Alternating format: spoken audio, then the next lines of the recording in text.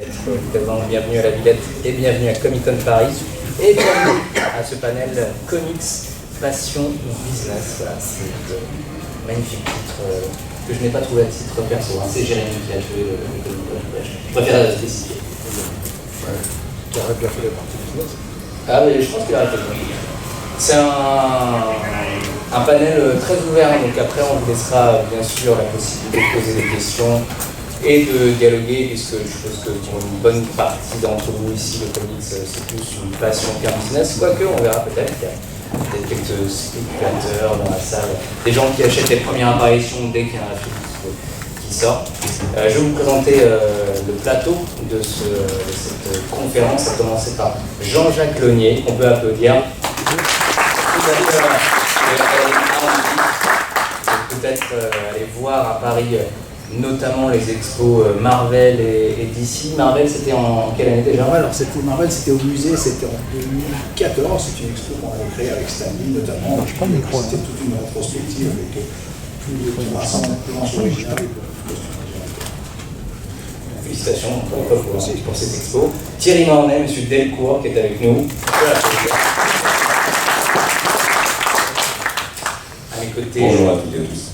Julien Hugon-Harbert, et qui a d'ailleurs aussi un stand sur l'artiste allé. Alors voilà, il y a plein de prints, il y a plein de choses. N'hésitez pas à faire un petit tour. Et puis Laurent de Central Comics. On peut applaudir. Il y a aussi un stand Central Comics. Oui, tout à fait. Où on peut aller acheter plein de petites choses. Bien sûr, parce que je suis à la partie business, moi j'aime pas du tout les comics, mais j'aime beaucoup votre argent. Et bien justement, voilà, première question pour vous, c'est la question simpliste, mais quand même malgré tout, pour vous, à l'heure actuelle dans vos professions, le comics, est-ce que c'est plus du business ou c'est plus de la passion? Est-ce que vous arrivez à jauger justement cet aspect?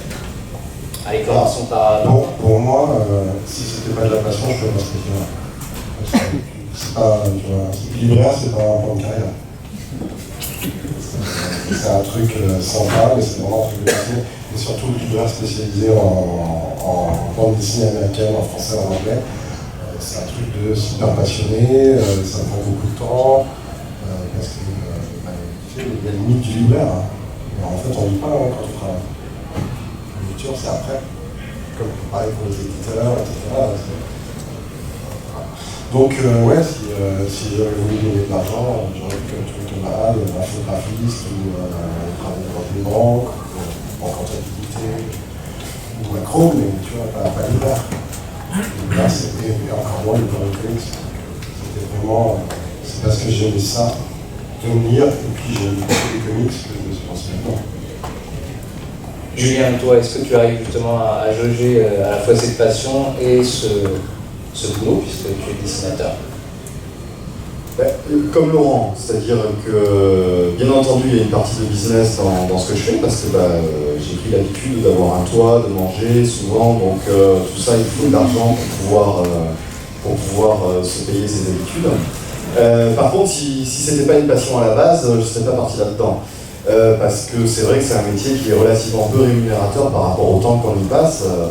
J'ai l'habitude de dire que pour finir millionnaire quand on fait du comics, il faut souvent commencer milliardaire, quoi. On fait la même pour les libraires. Et voilà, après, il y a une partie de mon métier qui est de dessiner, et j'aime dessiner, j'aime vraiment ça, mais il y a aussi une partie qui va être alimentaire, c'est-à-dire qu'il y a des choses qui vont m'ennuyer quand je vais les dessiner. Soyons clairs, je ne vais pas dire de nom, vous pouvez me soudoyer, vous n'obtiendrez rien. Tu veux plus dessiner des poules, c'est ça que tu veux dire?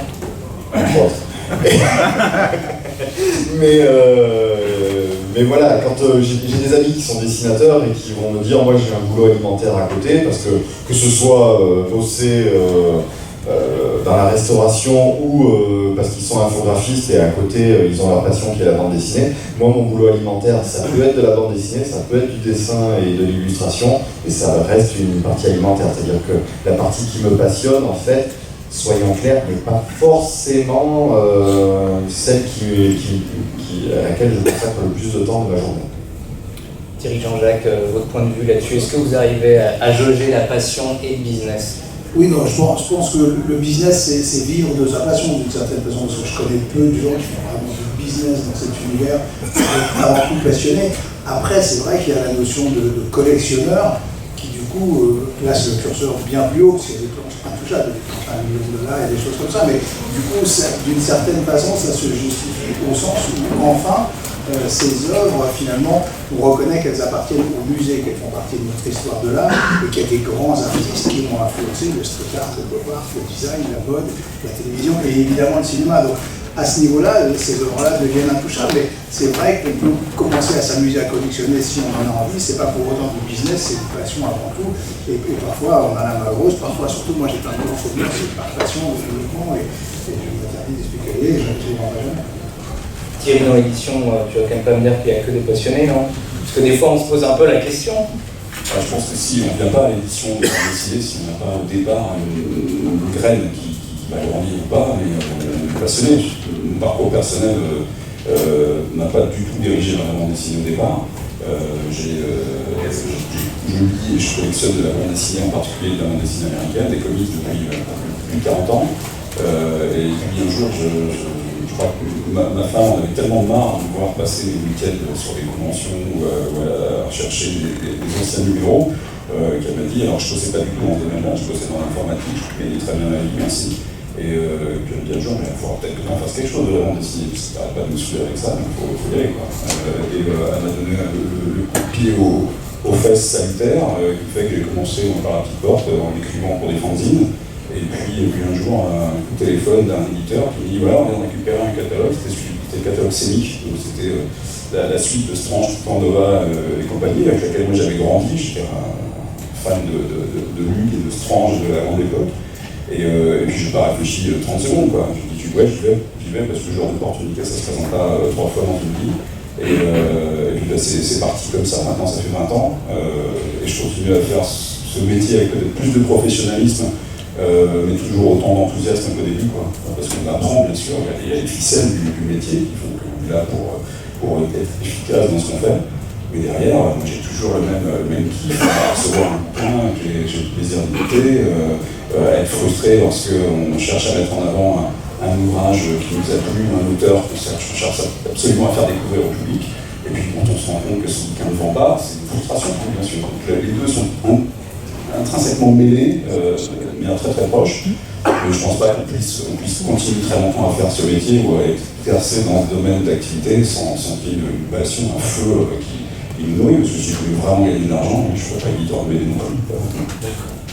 Pas artiste, pas vendeur de comics, pas non plus éditeur, il faut être peut-être dans l'art pour vivre du comics à peu près correctement ou pas? Oh, bah, avec l'expérience du musée, on peut s'attester. Oui, c'est vrai, c'est peut-être même mais non, c'est être passionné avant tout. Et voilà, et c'est vrai que nos expos pour l'instant sont plus à Paris, mais elles tournent dans le monde entier. On est content de les avoir fait tourner aux États-Unis, en Australie, à Abu Dhabi. On a emmené l'expo d'ici Comics il y a quelques mois à Abu Dhabi. Et le type qui nous recevait était aussi le chairman du Louvre de Abu Dhabi, et il expliquait à ses troupes que l'avenir des expositions au Louvre, c'est justement les comics. Donc l'idée, c'est de faire bouger les lignes. C'est pas forcément lucratif, je peux en témoigner, mais par contre c'est passionnant, clairement, parce que voilà, on fait bouger les frontières, on fait bouger les lignes, on montre à un public jeune que ce qu'il aime, c'est de l'art, et on raconte toute une sociologie, toute une philosophie et évidemment une dynamique artistique à travers ces expos.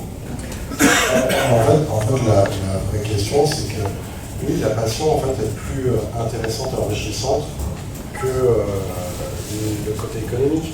Mais voilà, c'est pour ça, c'est parce qu'on est des passionnés, qu'on a la chance de faire ça, qu'on préfère faire quelques sacrifices financiers, parce que l'enrichissement est vraiment plus important et intéressant. Ah ouais, je suis complètement d'accord avec ça, c'est-à-dire que moi j'ai changé mon job pour rien au monde avec quoi que ce soit d'autre aujourd'hui, je ne fais pas de marche arrière, ça fait 20 ans, je suis heureux, et puis c'est là, certes, on ne sauve pas des vies aux urgences, on n'a pas un métier qui est sur ce genre de plan, mais quand on se réveille le matin et qu'on dit qu'on va travailler dans le domaine du divertissement, que ce soit pour dessiner, écrire, éditer, traduire, exposer, c'est un kiff pas possible, il faut être honnête, quoi.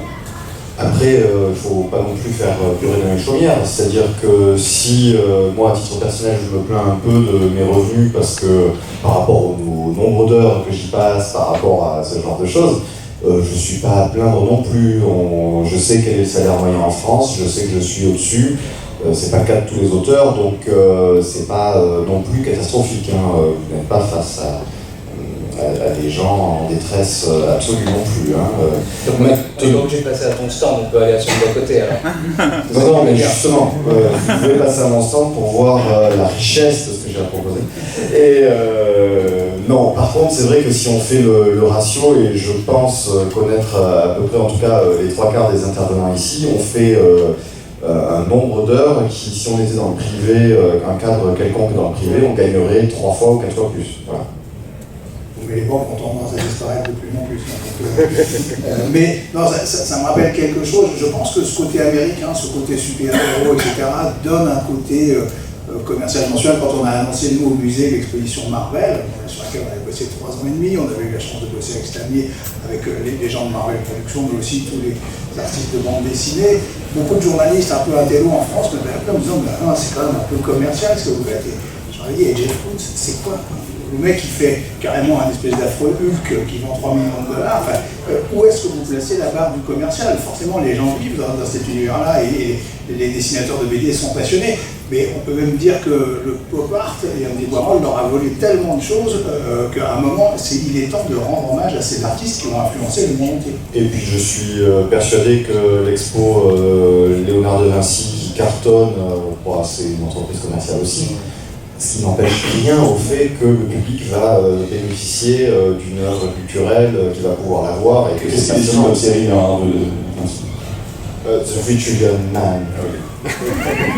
Pas de power. Ça va. Juste un petit chiffre, j'ai noté, mais Thierry, tu le confirmeras certainement, qu'entre 2007 et 2016, les ventes de comics en France avaient monté de 275%. Alors bien évidemment, il y a eu aussi l'explosion des films, il y a eu une certaine ouverture du grand public au comic book. Aujourd'hui, tout le monde va avoir des films de super-héros, que vous soyez un gars, une fille, que vous soyez jeune, de 7 à 77 ans, que vous soyez fan ou non, c'est même presque une mode d'aller découvrir des films de super-héros au cinéma. Et de les bâcher. On ne va pas revenir sur le débat Marvel Studios, s'il te plaît. On va commencer par dire déjà que les comics ne se limitent pas aux super-héros. Voilà, merci. Le comic book n'est pas forcément du super-héros. C'est une bonne chose à dire. Est-ce que vous avez noté dans vos différentes professions cette progression on va dire cette popularisation du comic book? Ouais, mais faut pas non plus se gargariser avec ça. C'est 275%, c'est un gros pourcentage comme ça. Il y a un peu là, la forêt. On partait de très loin pour commencer. Donc c'est pas difficile lorsqu'on est proche de zéro d'avoir 275% de progression, quel que soit le domaine d'activité. Première chose. Deuxième chose, il y a eu effectivement l'abondance d'acteurs sur le marché des comics en France, parce qu'il y a eu quelques succès retentissants qui ont donné de l'appétit, je dirais, à des structures d'édition qui jusqu'alors n'avaient peut-être pas spécialement les comics dans leur ADN, on va dire. Je suis assez gentil en disant ça. Et c'est vrai que ça a amené une profusion de titres, en librairie en particulier, parce que c'est vrai que le virage du kiosque vers la librairie s'est amorcé à la fin des années 90, au début des années 2000, et effectivement c'est ces chiffres-là qu'il faut considérer aujourd'hui. Mais la réalité, c'est que les comics représentent aujourd'hui, par rapport à l'ensemble du marché de la bande dessinée, pas plus de 7% du marché, donc c'est pas grand-chose, d'accord, en comparaison par exemple des mangas.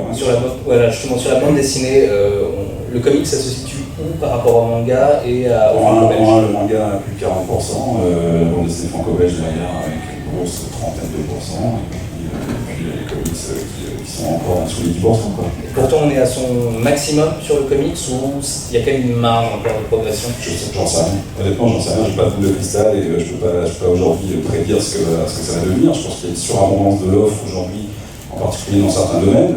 On commence à sentir effectivement que le lectorat est un petit peu peut-être gavé, saoulé de trop de publications sur un genre particulier qui est le genre des super-héros.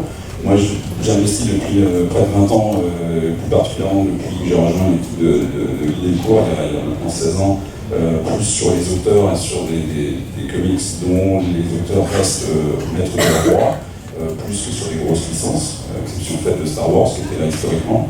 Et je me rends compte qu'il y a une vraie appétence du lectorat aujourd'hui à aller vers ce genre de titres. Alors, c'est encore timide, c'est encore faible, mais il y a quand même une vraie tendance en développement. Mais là, on parle d'un lectorat vraiment aficionado du comic book, parce que moi j'ai quand même l'impression que les gens achètent plus du super-héros, en tout cas des titres connus. Typiquement, t'as un Avengers, ils vont acheter du Avengers parce qu'il y a un gros panneau publicitaire et qu'il y a un film forcément qui résonne, alors qu'à côté, il y a des titres 100 fois mieux, et c'est pas du tout pour minimiser Avengers du travail de Marvel, hein, c'est pas sur DC. Si on peut, ouais. Mais non, je ne veux pas avoir de problème. Est-ce que c'est quand même pas compliqué aujourd'hui pour un petit titre, aussi bon soit-il, de pouvoir exister sur un étalage? C'est-à-dire qu'à un moment donné, quand tu as 40 publications Marvel sur le mois, 40 publications DC, où est-ce que, déjà vous, en tant que libraire, vous arrivez à situer le titre indé? Et est-ce que, en tant qu'éditeur, on prend ce courage justement de donner un peu sa chance à un titre un peu plus compliqué, mais tout aussi bien? Je ne peux pas empêcher de placer, on va un peu citer qu'un des contre-exemples parfaits par rapport à ce que tu viens de dire, qui est Walking Dead, qui est un petit titre au départ, qui n'est pas du tout dans le genre super-héros, une histoire post-apocalyptique, zombiesque, en noir et blanc, ça avait toutes les chances de ne pas forcément plaire au grand public. Aujourd'hui, lorsqu'on parle de comics en France en particulier, mais même sur les chiffres globaux mondiaux, on a tendance, pour avoir des statistiques qui ne soient pas faussées, à écarter Walking Dead, qui est un phénomène éditorial en tant que tel, pour considérer effectivement des choses qui ne tiennent pas compte justement des chiffres phénoménaux de cette série. De l'autre côté, on a d'autres séries dans des registres très différents, que ce soit l'Académie, True ou autres, qui fonctionnent extrêmement bien et qui n'ont pas forcément du tout, qui n'orient pas du tout du genre super-héros, mais c'est plus compliqué. Est-ce que Walking Dead fonctionnait autant avant la diffusion de la série télé? Umbrella Academy, il y a un peu de ça aussi. Alors, Walking Dead était déjà un succès d'édition avant l'arrivée de la série télé. La série télé a servi de caisse de résonance extraordinaire et ça a été l'explosion, dans le bon sens, des ventes effectivement à partir de 2010. Walking Dead, c'est toujours le titre comic book le plus vendu en France? Oui, sur les charts du top 10, effectivement, ça reste, je crois, on a au moins 5 Walking Dead, je crois, sur les 10 millions en vente des comics en France. Bon, c'est une réalité, mais bon, il ne faut pas se gargariser de ça, c'est vraiment là, on cache la forêt, derrière il y a énormément de titres aujourd'hui qui vendent moins de 1000 exemplaires, c'est ça la réalité du marché des comics en France. Laurent? Je suis entièrement d'accord avec tout ce que Thierry a dit, en même temps c'est un débat qu'on a depuis 15 ans avec Thierry. Oui, il y a trop de production, enfin il n'y a pas trop de production. On parle du 17% aujourd'hui. Historiquement, en fait, dans les années 80, il y avait juste USA Édition qui sortait un titre de temps en temps. Après, il y a eu une tentative avec du Dark Horse France, etc. C'est Thierry qui a inventé le format comic book à la française avec les comic books. Un petit peu. Flashy d'avant, oui. Oh, mais c'était pas en souple à ce moment-là, c'était pas tout à fait le même format, il y a 2-3 différences. Et effectivement, moi j'ai ouvert ma première librairie en 2005, donc j'ai vu cette évolution du marché. Mais les gens qui vont voir, j'aimerais bien, mais les gens qui vont voir les films achètent pas de bande dessinée, pas tous. Ou pas forcément en librairie spécialisée. Et surtout spécialisée. ce qu'on oublie, c'est que la vente de kiosques à la fin des années 70, c'était plusieurs centaines de milliers d'exemplaires vendus. Donc c'était là qu'il y avait un vrai impact sur le comics, etc. Lux et Mix, ça vendait à des centaines de milliers d'exemplaires. On les comptabilisait pas à l'époque. Oui, voilà, mais bien sûr. Parce que c'était pas de la vérité. Comme de la presse de presse, c'est un autre truc. Voilà, donc au début des années 2000, avec les films, j'ai vu un public qui a à peu près mon âge ou un peu plus, qui revenait un peu vers les intégrales de Panini parce que c'était le côté Madeleine de Proust. En fait, ils voulaient relire ce qu'ils avaient lu à l'époque. Aujourd'hui, il y a un nouveau public qui arrive, et je pense que ce nouveau public il va sortir un petit peu des super-héros classiques, ils vont se diriger vers des nouvelles séries. Mais aujourd'hui, si un éditeur, pour rester en tête du marché, est obligé de sortir 40 titres par mois, bah ouais, ça devient compliqué pour le lecteur parce que c'est pour Noël les mecs sensibles. Là, on parle du marché. Moi, quand j'ai commencé à vraiment lire en anglais, c'était Todd McFarlane, Spider-Man numéro 1, 5 millions d'exemplaires. Bon, d'accord, il y avait tous les libraires américains qu'on a acheté de Marvel en disant qu'ils allaient faire fortune, qu'ils allaient acheter une maison en Floride. Mais quand même, on n'est plus du tout sur la même chiffre du marché. Après, il y a un autre truc que les Américains ne comptent pas et sur lequel je n'ai pas de visibilité, mais Thierry, en tant qu'éditeur, pourrait en parler, c'est le numérique aux États-Unis. Il y a des séries qui sortent à 10 000 exemplaires chez Marvel. 10 000 exemplaires, je ne comprends pas toute fonctionnalité. Et ils le font quand même. Donc ça veut dire qu'il doit y avoir un impact. Et ça, c'est un nouveau public, c'est un nouveau lectorat. C'est des gens qui n'ont pas l'habitude du papier, etc. Et c'est vers ces gens-là qu'il faut se tourner, en fait. Moi, je le dis sans rendre capable, parce que j'ai du papier, mais en même temps, ce qui m'intéresse surtout, puisque je suis passionné, c'est comics. Thierry, peut-être un mot, ou Julien? Juste par rapport aux chiffres, moi j'ai commencé ma carrière, avec tous les guillemets qui vont bien, en 2008. 2008, c'était vraiment un autre monde. C'est l'exemple que je dis à chaque fois. En 2007 sortait le premier iPhone. Donc dites-vous bien qu'en 2008, c'était la préhistoire. Bref, donc le comics numérique n'existait pas. À ce moment-là, Marvel annulait des titres quand ils étaient en dessous de 8000 exemplaires. Aujourd'hui, je pense que, donc en effet, il y a Batman et Walking Dead qui doivent être aux alentours de 250-300 000 exemplaires, qui sont les numéros 1 des ventes. Dès qu'on arrive au numéro 10, on doit être déjà aux alentours de 20 000, ou voire même 10 000 exemplaires.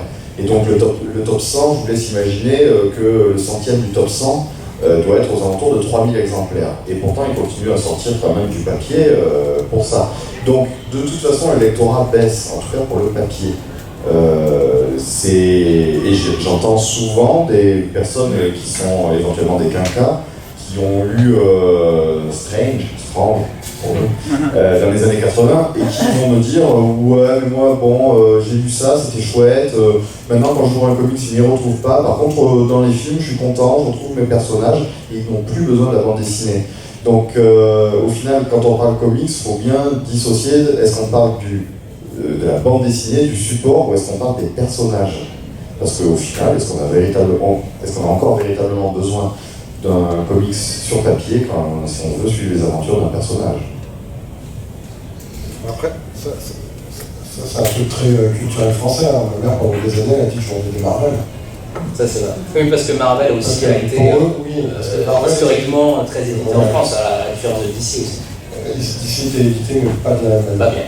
Pas bien du tout. Mais est-ce que c'est pas un peu le même problème pour la bande dessinée française? Enfin, je vois les tirages qu'il y avait avant sur des Blueberry, des choses comme ça. Aujourd'hui, il y a des BD qui sortent, ils font 2000 exemplaires, 5000 exemplaires. C'est vrai que le papier, que ce soit dans les magazines, les journaux, c'est pas cher en ce moment. Néanmoins, peut-être que l'abondance de titres, c'est aussi une façon pour les éditeurs de recréer des personnages, de recréer des gens, de recréer des séquences comme What If, par exemple, chez Marvel, qui est repris après en animation. Enfin, est-ce que c'est pas le terreau, le vivier essentiel pour lancer des nouvelles histoires, parce que budgétairement ça reste accessible, et derrière effectivement c'est le relais est pris par l'animation, le relais est pris avec le Spider-Man qu'on a vu récemment, enfin, le relais est pris dans le jeu vidéo aussi, et du coup c'est quand même important que cette créativité et que ça puisse finalement donner sa chance à des jeunes artistes, même si les tirages ne sont pas spectaculaires, et ça prouve que c'est pas nécessairement un business pur, mais une passion aussi.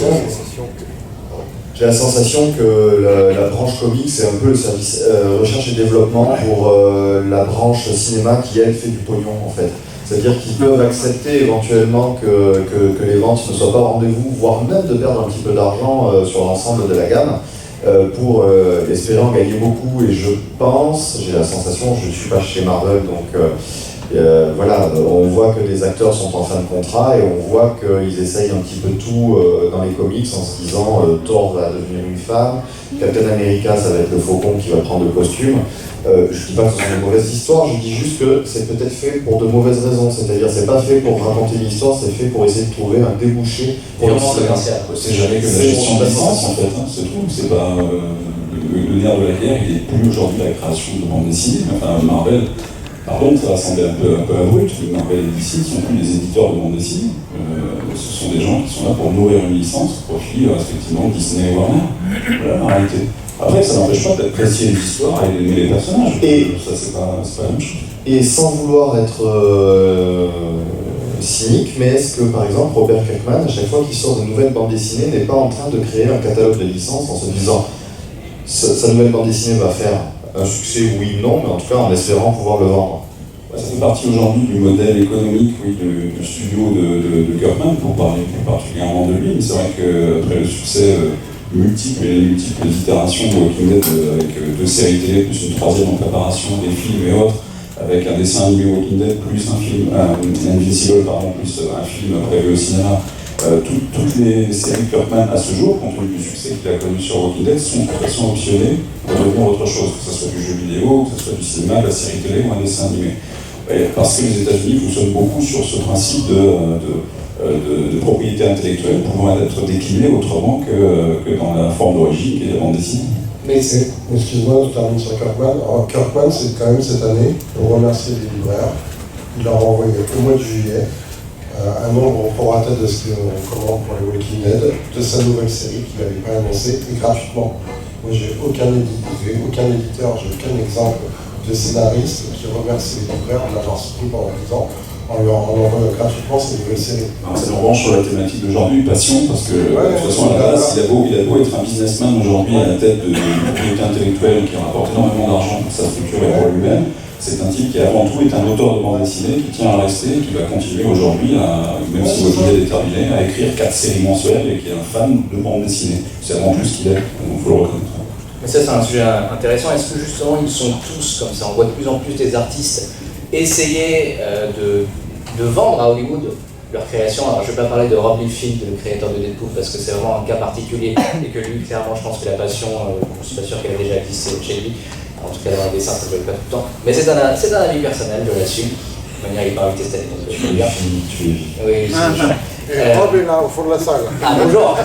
Mais est-ce que voilà, aujourd'hui, pour être un artiste et survivre dans ce milieu du comic book, mêlé à l'entertainment, on doit créer son studio, on doit un peu se détacher des éditeurs, tenter de s'approcher d'Hollywood pour essayer de vendre effectivement ses créations, ses propriétés intellectuelles à des studios pour des adaptations en série, en film. Je pense aussi à Geoff Jones par exemple. Ça a toujours été un petit peu le cas. Enfin, je pense que beaucoup de scénaristes, quand ils écrivent quelque chose, ils se disent c'est un one shot, mais je vais laisser une fin ouverte au cas où il y a du succès, ça pourra être prolongé.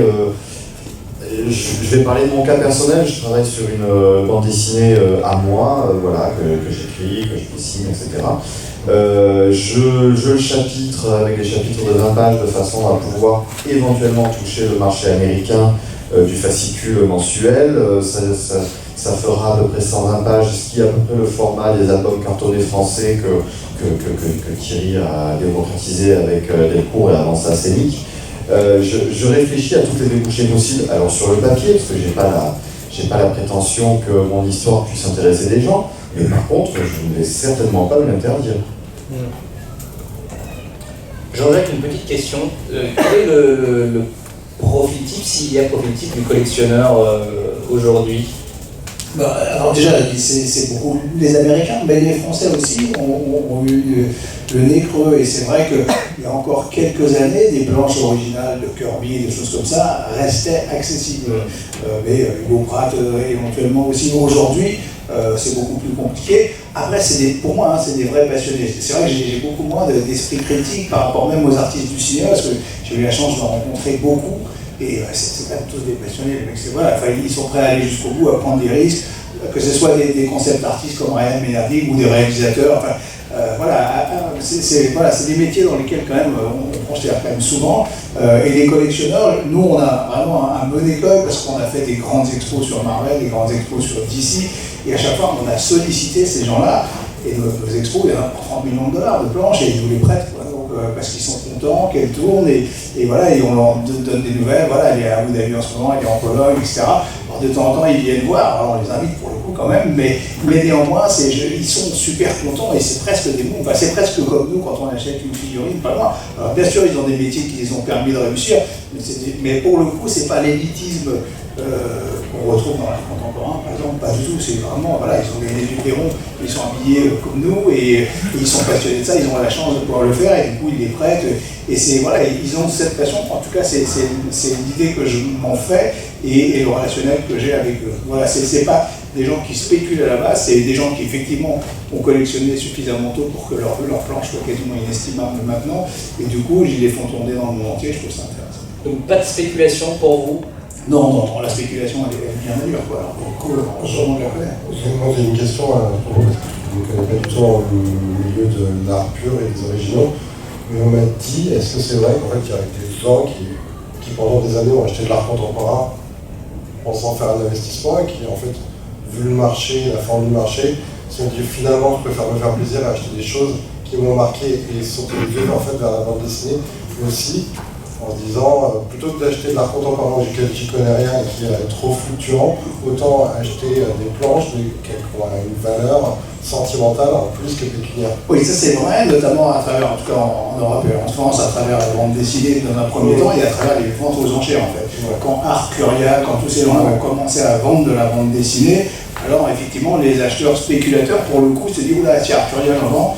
Là, je peux y aller, je peux l'acheter, et effectivement, ils ont commencé comme ça. Aux États-Unis, ça fait déjà longtemps qu'ils ont. Mais ici, pour le coup, c'est des grandes ventes aux enchères chez Sophie, chez Art Curia, etc., qui ont lancé de la bande dessinée avec des planches de Hergé qui valent de maintenant. Mais dans la foulée, ça a attiré effectivement tout ce milieu. Et puis, ça, évidemment, ça intéresse les journalistes, parce que d'une certaine façon, dans un certain milieu, la référence de l'art, c'est l'argent. Donc, si ça vaut cher, c'est de l'art. Et du coup, voilà, c'est une espèce de spirale comme ça, mais il y a quelques collectionneurs qui se sont dit tiens, je vais investir un peu là-dedans, d'autant que j'aime bien. En général, c'est qu'ils aiment bien, qu'ils achetaient des trucs un peu merdiques avant, mais parce qu'on leur disait ça le mec, attendez, quand il va mourir, ça va cartonner. Et non, mais c'est vraiment ça. J'ai vu des trucs dans des salles de vente aux enchères à 500 000 €, et le mec s'arrête un moment et c'était une grosse tache toute rouge et il tenait la toile à l'envers, quoi. Ils en étaient à 500 000 €, personne ne voyait la différence. Et voilà, ça c'est l'art contemporain et c'est intéressant. Et pour le coup, ces collectionneurs, d'une certaine façon, rendent hommage aussi à beaucoup d'artistes qu'on a peu connus.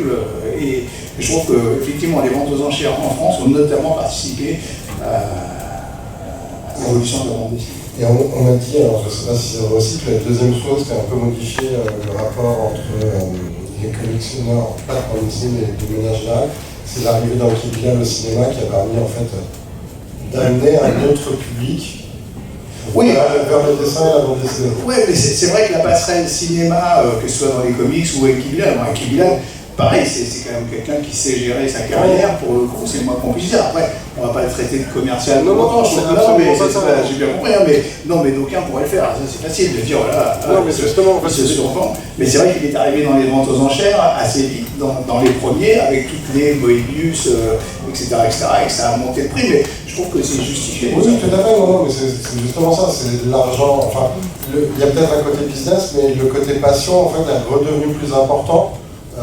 Et puis en fait ça a donné des lettres de noblesse la bande dessinée, même si c'est le 9e art en France, que ce soit de la BD généraliste ou la bande dessinée américaine, était vue comme un sous-genre, même dans le milieu de la collection et de l'art contemporain. Quand on a créé notre petite galerie sur les Saint-Louis en 2003, je m'en souviens, j'avais la chance d'être très ami avec Moebius, qui notamment a fait faire l'argent que ça, mais au-delà de ça, il a fait plein de choses.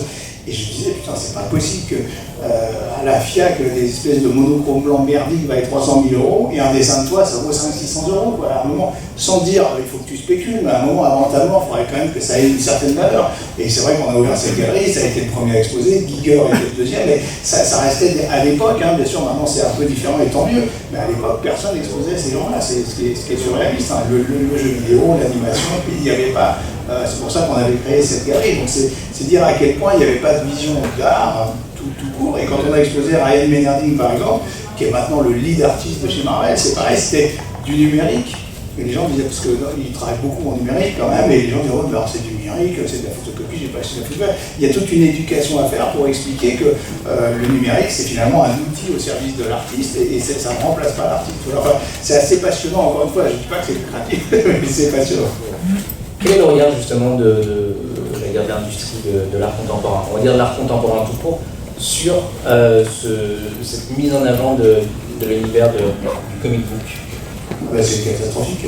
À part pomper les trucs et les revendre eux, je veux dire, une des grandes expos au MoMA de Warhol, par exemple, c'est ce Superman qui souffle avec un coffre comme ça. À l'époque, il était directeur artistique dans un grand magasin. Il avait eu l'idée d'exposer, alors il restait, mais il a eu l'idée d'exposer ce Superman sur lequel il a mis 3 trucs de Tipex. Le type qui s'appelle, j'ai plus son nom, mais c'est un comics artiste d'origine autrichienne, n'a jamais été crédité. Non, l'artiste, j'ai son cœur.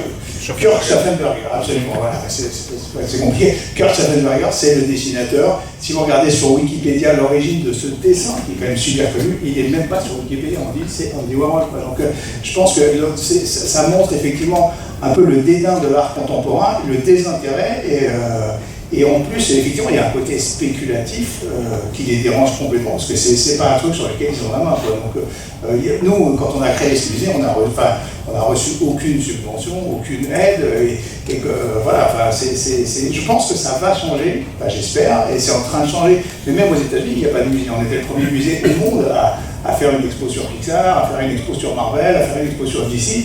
Encore aujourd'hui aux États-Unis, dans le monde entier, nos expos tournent dans le monde entier parce qu'on est les seuls à les faire. Mais dès l'origine, en effet, où l'art contemporain, le pop art a pompé des éléments du comics, voilà, les soupes de Warhol, c'était essayer de faire de l'art, c'était faire de l'art d'ailleurs, on n'a pas essayé, avec des objets de consommation, de grande consommation. Ce qui en soi, la démarche n'est pas inintéressante, loin de là. Mais donc ça veut dire que ces artistes du pop art avaient considéré que le comics n'était pas de l'art, c'était de l'objet de consommation. Et aujourd'hui encore, quand on a les street artistes, je ne vais pas donner de nom, mais qui vont recopier une cover de je ne sais qui, et peu importe, en mettant 4 coups de bombe et en marquant anarchie en dessous, et ça va se vendre beaucoup plus cher que l'original de la cover en question. Bon, ben moi ça me fait bondir, mais dans leur tête à eux, ça vient de la même chose, c'est-à-dire que c'est un objet de production de masse qui est donné, c'est une sous-culture, voire même pas une culture, c'est un objet qu'on retrouve dans toutes les armoires de chacun, qu'on va détourner ainsi. Il y a beaucoup de business, hein, Il y a moins de passion. Il y a beaucoup moins de passion. Disons qu'en fait, la démarche n'est plus la même quand Héros en 69 utilise le surfeur d'argent, qui est un personnage complètement inconnu en Europe, et donc en fait amène les comics en Europe, que quand aujourd'hui un artiste contemporain recopie une couverture de Campbell, sans même savoir qui est Campbell et de savoir d'où est-ce qu'il a pris le dessin. C'est pas tout à fait la même chose, effectivement. Ça, c'est quand le business empiète sur la passion. C'est un autre truc. Non, donc l'art contemporain, l'art contemporain ne s'ouvre pas du tout aux comics, ne peut pas guère plus à la bande dessinée ni à l'animation. On était allé au Palais de Tokyo proposer des expos d'animation, non, nous on fait de l'art, quoi.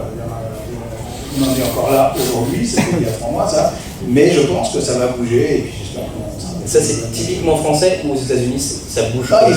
Non, aux États-Unis, alors bizarrement, le Comic-Con par exemple de San Diego, c'est une fiesta incroyable, voilà, c'est un peu comme ici, mais alors c'est évidemment, ils ont plus d'années derrière eux, donc c'est énorme, mais en même temps, c'est pas de l'art, quoi. Il n'y a pas d'expo, il y a des artistes, heureusement, il y a un peu d'artistes, mais il n'y a pas, nous, je sais qu'on y était allés en se disant, tiens, on va faire une expo, on va essayer de connecter, c'est pas l'univers, et ils n'ont pas encore, ils sont en train de commencer à comprendre les expos Marvel ou DC Comics aux États-Unis commencent à s'ouvrir dans les musées, mais ils sont en train de réaliser que c'est de l'art. Jusqu'à présent, ça ne l'est pas. Mais c'est un bon exemple, justement, je trouve, le Comic-Con de San Diego, parce qu'au fur et à mesure des années, il y a quand même de moins en moins d'artistes et de plus en plus de studios. C'est-à-dire que le public va à Comic-Con à San Diego, All Age, pour voir le gros panel Marvel Studios, où il y a, je crois, c'est 6000, c'est une salle de 6000 personnes. Je pense qu'ils vont plus là-bas que pour voir des dessinateurs sur des artistes allés. Là, pour le coup, c'est plus le New York Comic Con qui, quand même, moi je trouve, est en train d'aller dans la direction du Comic Con de San Diego avec des studios, parce qu'il y a aussi des raisons économiques à mon sens. Mais par rapport au snobisme qu'il y a en France de ne pas bien considérer la bande dessinée, aux États-Unis, ne serait-ce que le vocabulaire, moi quand je me présente, je suis auteur, dessinateur, illustrateur de bande dessinée, de comics, je ne dis pas je suis artiste. Mais les Américains, ils disent I am a comic book artist. Et ça ne les gêne pas du tout. Moi j'ai la sensation quand je dis que je suis artiste que je me compare à Picasso ou Dali. Voilà, j'ai pas la même moustache. Il nous reste quelques minutes. Si vous avez des questions, nous serons très heureux d'y répondre. N'hésitez pas à lever la main, ne soyez pas s'il vous plaît. Si vous voulez faire estimer vos comics. Est-ce qu'il y a beaucoup de collectionneurs déjà peut-être dans la salle? Il y a un monsieur là qui a tout de suite levé la main. Moi j'aurais une question à vous poser. Eh bien, allez-y. Vous parlez des comics aujourd'hui, mais moi je collectionne les comics depuis Fantasme, donc 1969. Et je pense que les comics ne se vendent pas parce que les jeunes ne lisent plus. C'est pas. Alors, moi j'ai vécu ça jeune, je veux dire, mais les jeunes ils lisaient beaucoup. Donc ils lisaient Zambla, Hakim, et puis après il est arrivé les super-héros. On s'est mis à Fantasme, puis Strange, puis etc. Mais je veux dire, on avait une envie de lire. Moi, ce que je vois sur les gamins que je connais et tout, les films les intéressent, mais ils n'ont pas envie de lire. C'est pas une question de qualité, c'est pas une question de nombre de comics dans les shops, etc. C'est une question que les jeunes, ils n'ont pas envie de lire. Et moi, ce que je veux dire, c'est que le problème qui est en train d'arriver, c'est que les kiosques ne se vendent plus. Petit à petit, ils s'éloignent des villages. Ils s'éloignent. Ils vont dans les grandes villes, comme chez vous, à Centrale, etc.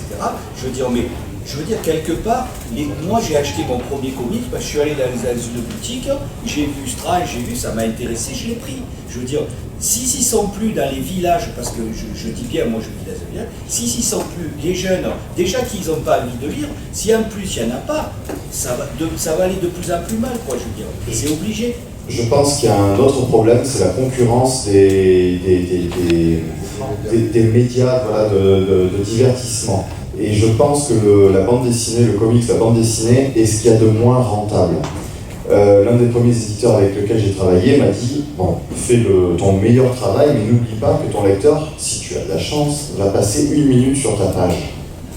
Si tu as de la chance. » Donc, grosso modo, un comics, en tout cas aux États-Unis, $4 pour 20 pages, $4 des 20 minutes. Même si le jeu vidéo coûte 50, 60 €, mais c'est des dizaines d'heures de jeu. Donc, il n'y a pas que il est un peu facile de dire les jeunes ne veulent plus lire, etc. Mais au bout d'un moment, soyons clairs. Ils n'ont pas envie.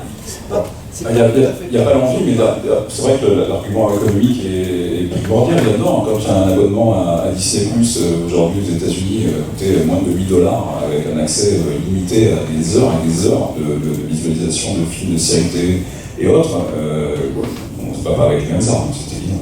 Mais le sujet est d'ailleurs assez intéressant, parce que je ne sais pas si dans la salle qui lit en VO, qui lit en VF, moi c'est vrai que je préfère lire en VO, vraiment du floppy, du single, ouais, je suis non mais c'est vrai, il y a des gens qui disent ça en plus. Mais c'est vrai que d'un point de vue purement économique, ça vaut vraiment pas pour moi le coup d'acheter de la VO, parce que la VO en gros, votre single, vous allez le payer $5, après tout dépend le taux de conversion dans les comic book shops, et tout dépend chez quel éditeur vous achetez. Chez Marvel c'est de plus en plus cher, mais c'est sûr que lorsque vous achetez un kiosque, en tout cas au moins à la grande époque des kiosques, où pour 4-5 € vous aviez, je sais pas, il y a combien dans un kiosque en général? 4 titres. Voilà. En moyenne, il y a 4 titres. Donc, moi, ce que je dis aux gens, c'est s'il n'y a pas au moins 2 titres qui vous plaisent dans la VF, passez à la VO, c'est très moins cher. Mais il n'empêche que d'un point de vue purement rentable, il vaut mieux quasiment acheter la Je VF. pense que ça a toujours été la beauté de ces magazines, c'est aussi pour ça que ça me plaisait. Mais là, on parle d'un truc économique. Quand j'ai commencé Super Héros, ça coûtait 14 francs en France, ça fait 2 €, pour ceux qui ne savent pas quoi la voiture. Nouveau. Oui, j'ai l'air très vieux, mais pas grave. Et donc, tu avais 120 pages, tu avais 4-5 histoires pour un album de Spirou qui sortait tous les 3 ans et qui coûtait 48 francs. Tu vois, donc le business, il était vite fait. Là, je comprends la question de monsieur, je vais faire semblant de me connaître.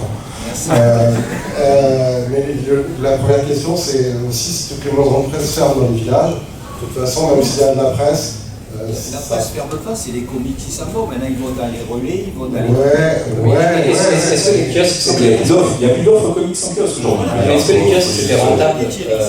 Est-ce que les kiosques c'était rentable dans les tabacs ou dans les comic book shops ou dans les c'est globalement ça se pose la question à Thierry, parce que c'est lui qui a connu la fin de la dernière. Oui, c'est globalement qu'il faut voir les choses, parce que c'est pas spécialement tel type de magasin en fait, que ce soit un kiosque, un bureau de tabac ou autre, quoi. Mais globalement, la vente en presse est restée à peu près rentable jusqu'au début des années 2000. Ensuite, ça a commencé réellement à devenir difficile. Mais pour un éditeur, qu'est-ce qui vaut mieux? Éditer ce qu'on appelle le format librairie, qu'on trouvera dans des espaces culturels ou dans des comic book shops, où vous avez un format qui coûte entre 15 et 20 € ou plutôt éditer 4-5 titres en kiosque? Ce qui vaut mieux pour un éditeur, c'est d'éditer des titres qui se vendent. C'est idiot à dire, mais quel que soit le circuit de distribution derrière, aujourd'hui, le circuit de distribution en presse n'existe plus, donc c'est même plus la peine d'en parler, quoi, quelque part. Donc ça existe aujourd'hui, l'offre de bande dessinée est quasiment réduite soit au financement participatif, soit à la distribution en librairie ou en surface culturelle. Et le problème dans ces deux cas, c'est-à-dire que la librairie spécialisée dans la bande dessinée, sauf si on veut aller acheter le Astérix, qui lui de toute façon va être dans tous les Auchan, les Carrefour, etc., il n'y a pas de problème. Mais je vais prendre une citation qui vient de Xavier Fournier et que j'adore ressortir. On rentre pas dans un magasin de pêche si on n'est pas déjà pêcheur. Et comment est-ce qu'on va pouvoir toucher un nouveau lectorat s'il n'y a plus justement les kiosques? Et là, on se rejoint, donc si je fais semblant de ne pas vous connaître, monsieur. Donc si on doit rentrer chez un libraire, alors heureusement il y a la librairie qui va accueillir le nouveau lecteur, mais, et le conseiller, mais imaginez un nouveau lecteur qui a vu par exemple un Spider-Man qui a 10-12 ans, qui rentre dans un magasin où il y a des gros barbus derrière le comptoir. Ou des moustachus. Voire des moustachus. Alors ça c'est... Je suis pas gros, c'est des os qui sont... Et voilà, je pense qu'il va falloir trouver un moyen d'attirer ce nouveau lectorat. Alors est-ce que ça va être le numérique?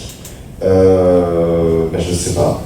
Mais pas le prix, parce que le prix, je suis pas trop d'accord avec vous. Moi, je me souviens, le premier album des Fantastiques, qui valait, je crois, 13 ou 14 francs en 1973 et 14, se vendait comme des petits pains, et les jeunes, ils n'avaient pas €.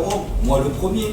Mais je me privais de tout pour acheter mon album des Fantastiques. Je veux dire, c'est pas... Ouais, mais tu n'avais pas 25 chaînes de télévision, tu n'avais pas du jeu vidéo, tu n'avais pas divertissement, Internet ou autre. Enfin, voilà, ça réalisait de toute façon l'offre. Petite question. Pour rebondir dessus, vous disiez au début qu'en termes de part de marché, le manga est partout en France. La cible du manga, c'est justement la jeunesse. Qu'est-ce qui arrive à faire le manga? Quel est le vecteur qu'ils utilisent, de publicité ou autre, qui leur permet justement de s'imposer comme ça et que le comics manifestement reste pas. Franco-belge, les fumetti, tous les événements que ça porte par le monde, si les gens ont envie de lire des histoires séquentielles, si on leur propose des bonnes histoires, ils vont les chercher. D'accord? Les passerelles ne sont pas forcément évidentes entre l'un et l'autre, ça je suis parfaitement d'accord. Il n'y a pas de recette. Il faut être très honnête, c'est que si on connaissait la recette, si on connaissait la martingale, tout le monde l'appliquerait, on serait tous milliardaires, ce serait bien. Non, on ne sait pas. J'ai pas de réponse à cette question, qui est une excellente question. Mais... Moi j'ai la sensation qu'il y a un côté boule de neige, c'est-à-dire qu'un gamin qui va acheter un manga, s'il veut avoir la suite de One Piece ou etc., il va se retrouver face à d'autres mangas. Et puis il va y avoir éventuellement un vendeur, ou pas d'ailleurs, qui va lui dire ça c'est cool, donc il va essayer un deuxième. Et puis comme il va y retourner 2 fois par mois pour aller acheter ces 2 mangas, il va être régulièrement confronté à d'autres mangas, qui va en acheter d'autres. Avec le comics, on n'a pas cet entraînement. Alors il y a Walking Dead en effet, mais c'est pas suffisant. Et Walking Dead, encore une fois, comme dit Thierry, c'est un peu un arbre qui cache la forêt. C'est-à-dire que c'est pas parce qu'un lecteur va acheter Walking Dead qu'il va se dire génial, j'ai acheté Walking Dead, ça me donne trop envie d'acheter Spider-Man. C'est pas du tout la même chose avec ça, c'est-à-dire que n'importe quoi produit aujourd'hui par ou le dessinateur de Walking Dead d'un côté ou le scénariste ne rencontre pas du tout le même type de succès. Comme quoi, la transformation ne s'opère pas forcément. Quoi. Nous approchons à la fin de ce panel. Il y a une petite question très rapide, peut-être, Madame Aïzi. C'est pas du tout le même sujet, pardon, mais par rapport à ce que monsieur disait sur les expos, en fait, et sur le fait que ce soit un art qui soit en cours de muséographisation, entre guillemets, c'est-à-dire qu'on commence à en faire des expositions.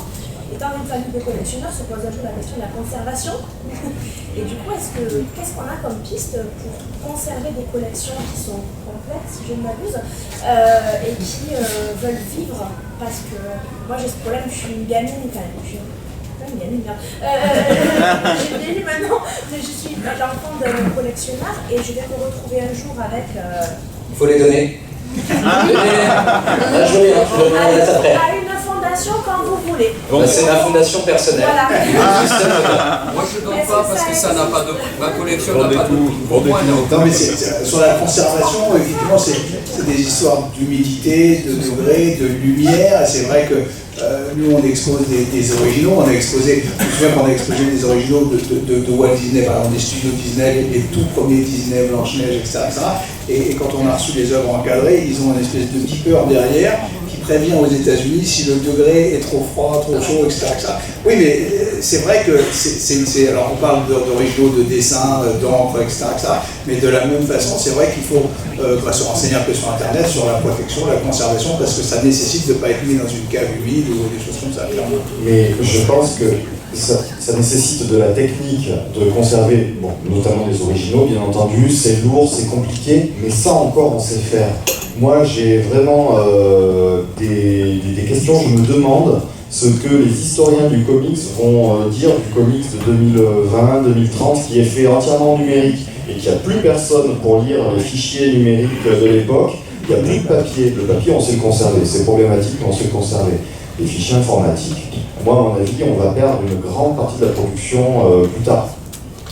Non, c'est possible. Non, mais après, c'est vrai qu'il y a toujours des gens pour numériser. Enfin, encore une fois, les gens chez Disney ont récupéré à peu près tous leurs dessins originaux, tous les 300 000 dessins nécessaires à faire Blanche-Neige. Enfin, je pense qu'il y a toujours un travail limite scientifique pour récupérer les archives, et je pense que ça arrivera. Mais c'est vrai que le problème de la conservation se pose à tous les niveaux.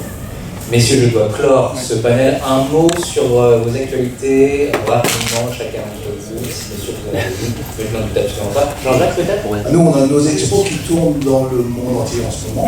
L'expo DC Comics est en Pologne, l'expo Arman est en Corée, et je vous invite par contre à éventuellement, si vous êtes intéressé par nos expériences à Paris, à contacter notre réseau social d'ici un mois, parce que là, confidentiellement, on ne peut pas encore en parler, mais dans un mois, je pense qu'on va en entendre. D'accord. Une expo qui se monte, c'est un truc secret? Voilà, c'est un truc secret. Mais ça va être beau. Ok, Thierry. Le dernier épisode de Walking Dead. Oui, alors ça c'est l'actualité de janvier, effectivement, avec la venue de Kirkman et Adlar à Angoulême, avec une grosse exposition et tout. Avant ça, sur la fin d'année, Stray Bullets, lisez Stray Bullets, la meilleure série du monde dans le domaine de polar, noir et blanc, Boyle. Et puis Strangers in Paradise de Terry Moore, qui est un auteur aussi agréable et adorable, qui est talentueux. Puis à titre personnel, moi j'auto-édite un titre de super-héros français qui s'appelle Le Garde républicain. Je continue à m'amuser à faire ça, comme quoi la passion déborde aussi sur le temps libre. Et on a beau faire des comics toute la journée chez un éditeur reconnu, mais on peut aussi s'amuser à faire des comics et à écrire des histoires de super-héros. Titre qui est excellent, que je vous conseille et qu'il faut absolument soutenir. Julien, de l'actualité? De l'actualité, actuellement je travaille sur une future exposition de dessins de musiciens de rock, notamment, voilà, si tout se passe bien ça sera à Rouen, si la ville m'est pariée de la carte, c'est juste à côté du Brisol que l'expo se fait normalement. Vous verrez, c'est génial. Pour la conservation, c'est parfait pour la conservation des avec un petit masque. Et voilà, donc je travaille sur ça, je travaille sur ma BD perso dont je parlais précédemment, voilà, de l'illustration, un peu de tout. Laurent, les actus à Central Comics, vous allez recevoir quelques auteurs, dessinateurs prochainement? Je sais pas, je travaille plus à Central. Tu connais quand même les gens aussi un peu? Du tout. Et bien alors ton actualité personnelle? Maintenant que j'ai laissé ma boutique en gérance, je laisse pleine confiance aux personnes qui y sont pour s'occuper de tout.